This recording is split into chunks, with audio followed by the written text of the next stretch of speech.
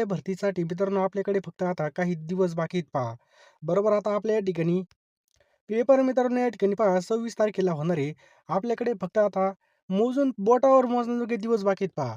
कमी वेळेमध्ये जास्त अभ्यास करण्यासाठी मित्रांनो आपण ₹249 ला टोटल 10,000 प्रश्नांची पी-डी-एफ तयार केलेली पहा. या पी-डी-एफमध्ये तुम्हाला मुंबई उच्च न्यायालय भरती, शिपाई, लिपिक, हमालसाठी लागणारे सगळे आय-एम-पी प्रश्न भेटणार आहेत. सोबत मित्रांनो लेटेस्ट चालू घडामोडी सुद्धा मिळणार आहेत. त्यामुळे लवकरात लवकर सगळ्यांनी पी-डी-एफ घ्यायचे आहेत. ₹249 आपण कुठेही खर्च करतो पहा. आता पाहिलं तर मित्रांनो चिकन सुद्धा या ठिकाणी 260च्या वर गेलेलं आहे पहा. त्यामुळे लवकरात लवकर पी-डी-एफ घेऊन टाका. 249 आपण कुठेही खर्च करतो. मित्रांनो हे प्रश्न तुम्हाला फास्ट रिव्हिजनसाठी उपयोगी पडणार आहेत. कमी वेळेमध्ये जास्त अभ्यास करण्यासाठी पहा. कमी वेळेमध्ये जास्त या ठिकाणी आपला अभ्यास होणार आहे. फास्ट रिव्हिजनसाठी पी-डी-एफ असणार आहे पहा. काय वाचावं कळत नसेल तर लगेच आपला पी-डी-एफ घेऊन टाका. यामध्ये तुम्हाला मागील वर्षाचे पेपर सोबत मित्रांनो चालू घडामोडी, मराठी व्याकरणाच्या नोट्स सगळं काही मिळणार आहे. त्यामुळे लवकरात लवकर घ्या. ₹249 जो काही आपला नंबर आहे 9325230840 या नंबरला पेमेंट करा. चला जास्त काही सांगत नाही मित्रांनो. तिसरी चित्रनगरी कोठे विकसित केली जाणार आहे? काय विचारलंय? तिसरी चित्रनगरी. तर लक्षात ठेवा मित्रांनो कोणत्या ठिकाणी? तर ऑप्शन क्रमांक 3 रामटेकचं बरोबर उत्तर आहे पहा. महाराष्ट्राचे नवीन राज्यपाल म्हणून कोणाची नियुक्ती केलेली आहे? तर नवीन राज्यपाल म्हणून लक्षात ठेवा खूप महत्त्वाचा प्रश्न आहे. जिष्णुदेव वर्मा. ऑप्शन क्रमांक 3 जिष्णुदेव वर्मा याचं बरोबर उत्तर आहे पहा. मार्च 2026 मध्ये शिवप्रताप शुक्ला यांची कोणत्या राज्याचे राज्यपाल म्हणून नियुक्ती केलेली आहे? तर तेलंगणा आपलं या ठिकाणी योग्य उत्तर आहे. ऑप्शन क्रमांक 3 तेलंगणा. मार्च 2026 मध्ये मित्रांनो शिवप्रताप शुक्ला यांची कोणत्या राज्याचे राज्यपाल म्हणून नियुक्ती करण्यात आली आहे? तर तेलंगणा याचं बरोबर उत्तर आहे पहा. बिहारच्या राज्यपालपदी कोणाची नियुक्ती करण्यात आली आहे? बघा बिहारच्या राज्यपालपदी मित्रांनो याचे उत्तर आहे पहा लेफ्टनंट जनरल निवृत्ती सय्यद आता हसनैन याचं बरोबर उत्तर आहे पहा. नागालँडचे नवीन राज्यपाल म्हणून कोणाची निवड झाली आहे?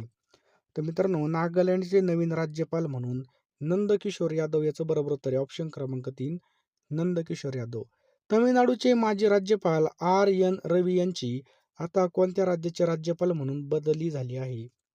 मित्रांनो तमिळनाडूचे माजी राज्यपाल R.N. रवी यांची कोणत्या राज्याचे राज्यपाल म्हणून बदली झालेली आहे?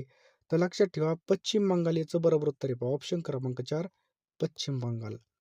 राजेंद्र विश्वनाथ आर्लेकर काय प्रश्न आहे पहा. राजेंद्र विश्वनाथ आर्लेकर यांच्याकडे कोणत्या राज्याचा अतिरिक्त कार्यभार सोपवण्यात आला आहे?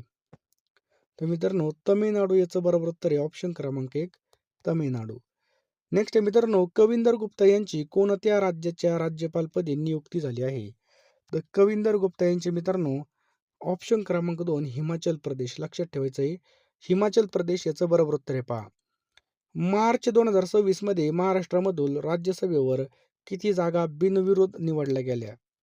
तर मित्रांनो किती जागा आहेत या ठिकाणी पहा 7 जागा याचं बरोबर उत्तर आहे. किती? 7 जागा. नेक्स्ट आहे पहा भारतामधील पहिलं पूर्णपणे एकात्मिक दिव्यांग सहाय्यक पोर्टल कोणत्या राज्याने चालू केलं आहे? तर भारतातील पहिलं पूर्णपणे एकात्मिक दिव्यांग सहाय्यक पोर्टल महाराष्ट्र याचं उत्तर आहे पहा. ऑप्शन क्रमांक 2 महाराष्ट्र. पुढचा प्रश्न आहे या ठिकाणी खरोखर या ठिकाणी तुमचं सिलेक्शन व्हावं वाटत असेल तर तुम्ही हॉल तिकीट येण्याची अजिबात वाट पाहू नका. कारण की जो हॉल तिकीट येण्याची वाट पाहतो तो फक्त फॉर्म भरण्यापुरताच मर्यादित असतो.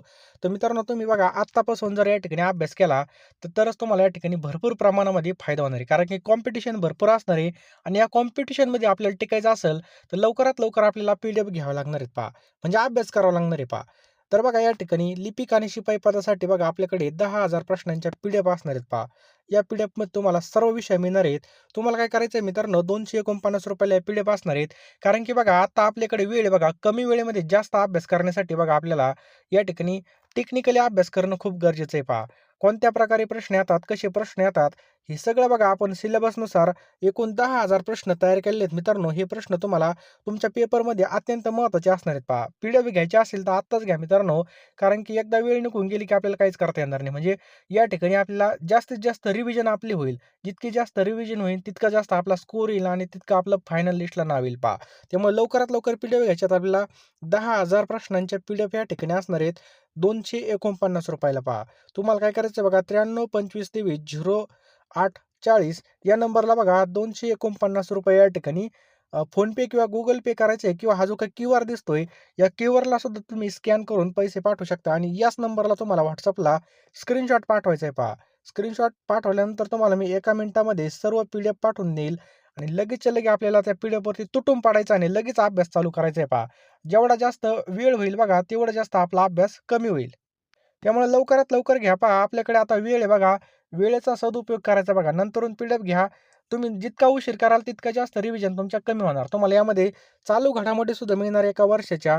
त्यामुळे लवकरात लवकर या ठिकाणी सगळ्या पी-डी-एफ घेऊन टाका मित्रांनो. जास्त काही सांगत नाही. कारण की आपल्याला व्हिडिओ पण पुढे कंटिन्यू करायचा आहे बघा. ₹249 काहीच नाहीत. कुठं पण गेलो तर आपले असेच खर्च होऊन जातात. त्यामुळे लवकरात लवकर घ्या मित्रांनो. ₹249 ला तुम्हाला या ठिकाणी 10,000 प्रश्नांची पी-डी-एफ मिळून जातील. वायुशक्ती हा मोठा युद्ध सराव कोठे आयोजित केला आहे?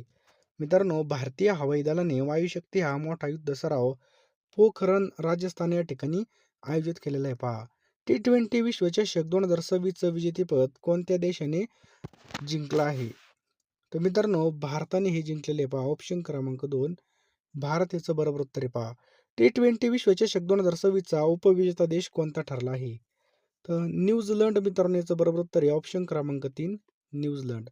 पुढचा प्रश्न आहे पहा. T20 विश्वचषक इतिहासामध्ये 3 वेळा विजेतेपद मिळवणारा पहिला देश कोणता बनला आहे? तर भारत मित्रांनो याचं बरोबर उत्तर आहे. ऑप्शन क्रमांक 3 भारत बनलेला आहे पहा. भारताचा 93वा ग्रँड मास्टर कोण बनला आहे? मित्रांनो, भारताचा 93वा ग्रँड मास्टर बनलेला आहे आरव डेंगला. भारतीय वंशाचे भार्गव मल्लप्पा यांना कोणत्या देशाने दातो ही पदवी बहाल केली आहे? मित्रांनो, कोणत्या देशाने? तर इंडोनेशिया. ऑप्शन क्रमांक 4 इंडोनेशिया हे काय पाहायचं बरोबर उत्तर आहे पहा.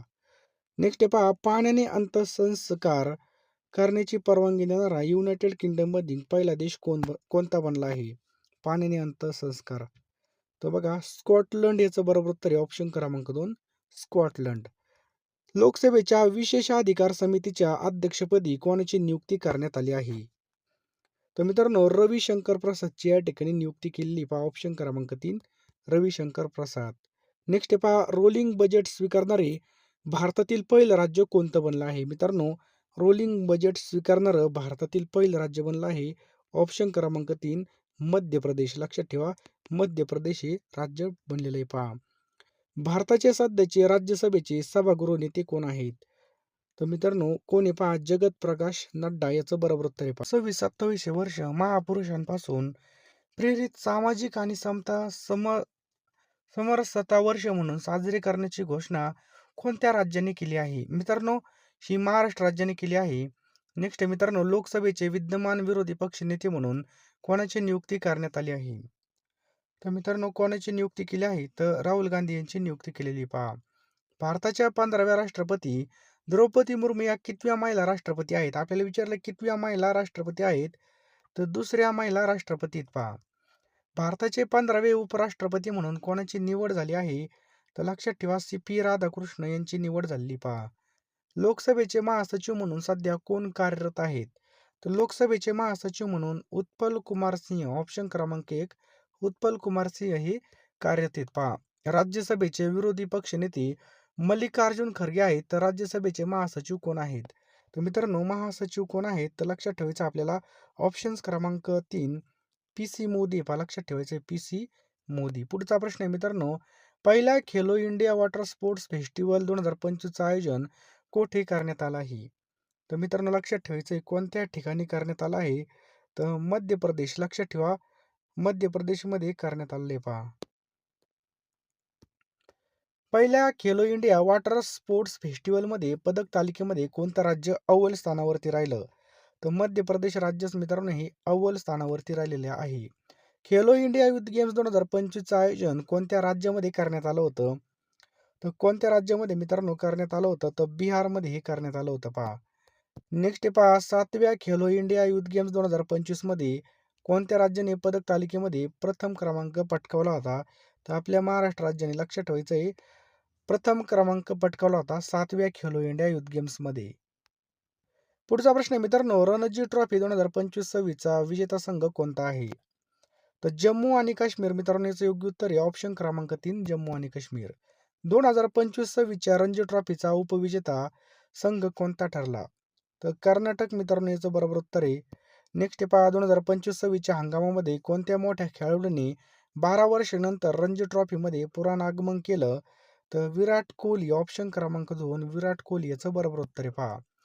2025च्या भ्रष्टाचार धारणा निर्देशांकामध्ये 182 देशापैकी भारत हे कोणत्या स्थानावर आहे? तर भारत मित्रांनो 91व्या स्थानावरती. कितव्या? 91व्या. पुढचा प्रश्न पहा मित्रांनो, की 2025च्या भ्रष्टाचार निर्देशांकामध्ये कोणत्या देशाने प्रथम क्रमांक पटकावलेला आहे? तर मित्रांनो लक्षात ठेवा बघा, भ्रष्टाचार निर्देशांकामध्ये कोणत्या देशाने? तर ऑप्शन्स क्रमांक 3 डेन्मार्क याचं बरोबर उत्तर आहे पहा. 2025च्या निर्देशांकामध्ये सर्वात कमी गुण मिळवून सर्वात भ्रष्ट ठरलेले देश कोणते आहेत? सगळ्यात कमी गुण मिळवून. तर मित्रांनो लक्षात ठेवा, दक्षिण सुदान आणि सोमालिया हे 2 देश आहेत पहा. संतोषी ट्रॉफी 2025-26चं विजेतेपद 8व्यांदा कोणत्या संघाने पटकावलं आहे? तर सर्व्हिसेस मित्रांनो याचं बरोबर उत्तर आहे ऑप्शन क्रमांक 2. संतोष ट्रॉफी 2025-26 ही या स्पर्धेची कितवी आवृत्ती होती? तर मित्रांनो लक्षात ठेवा, ही 79वी आवृत्ती होती. कितवी? 79वी आवृत्ती होती पहा. संतोष ट्रॉफी ही स्पर्धा कोणत्या खेळाशी संबंधित आहे? तर मित्रांनो ही फुटबॉल या खेळाशी संबंधित आहे. ऑप्शन क्रमांक 4 फुटबॉल या खेळाशी संबंधित आहे पहा. 4 ते 17 फेब्रुवारी 2026 दरम्यान सांजा शक्ती 2026 हा संयुक्त लष्करी सराव भारत आणि कोणत्या देशाच्या स्पेशल फोर्समध्ये आसाम सोनीपतपूर येथे पार पडला? तर मित्रांनो लक्षात ठेवा, किर्गिस्तान याचं बरोबर उत्तर आहे पहा. किर्गिस्तान.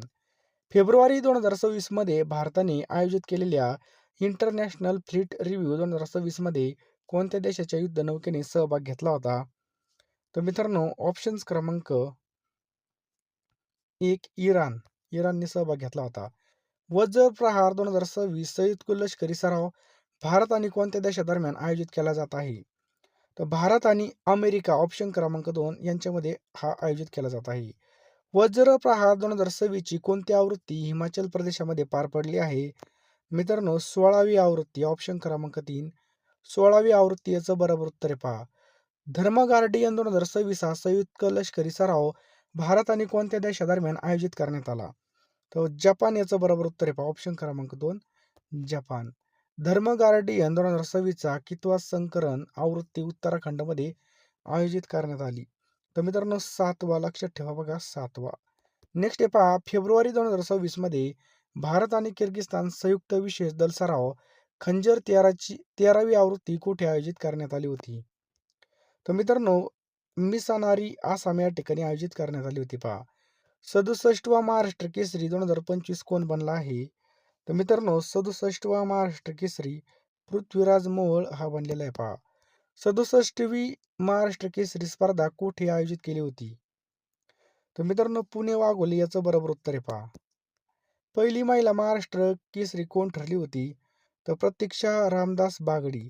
67व्या महाराष्ट्र केसरी स्पर्धेचं आयोजन कोणामार्फत केलं होतं?